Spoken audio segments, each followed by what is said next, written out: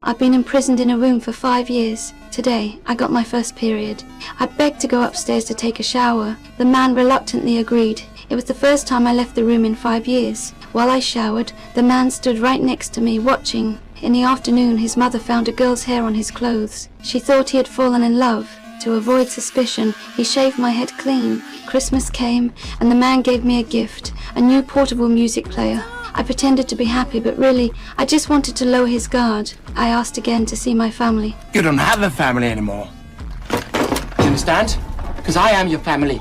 To make me forget my past, he lied, saying my family had moved away. What I didn't know was, my mother had never stopped looking for me. That night, he dragged me back to the room, tied my hands with zip ties, and forced himself on me. Not long after, I said I wanted to go outside. This time he didn't refuse. When my feet touched the soft grass and I looked up at the bright moon, I felt life in my eyes again. The man quickly realized that I had never given up on escaping, despite pretending to obey.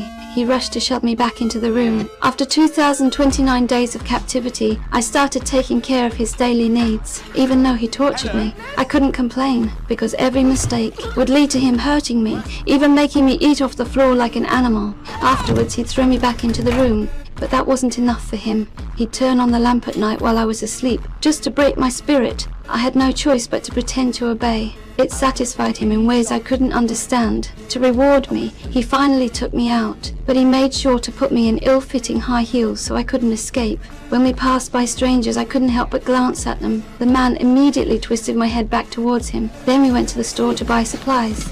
I struggled to lift a can of paint into the cart, but when I turned around, the man was nowhere to be seen. I wanted to ask someone for help, but his voice echoed in my ear. Before I could act, he appeared beside me. When we got home, I regretted everything. That's when I heard the news about my disappearance on the radio. I realized my mother had never given up on me. That was when I decided I had to escape.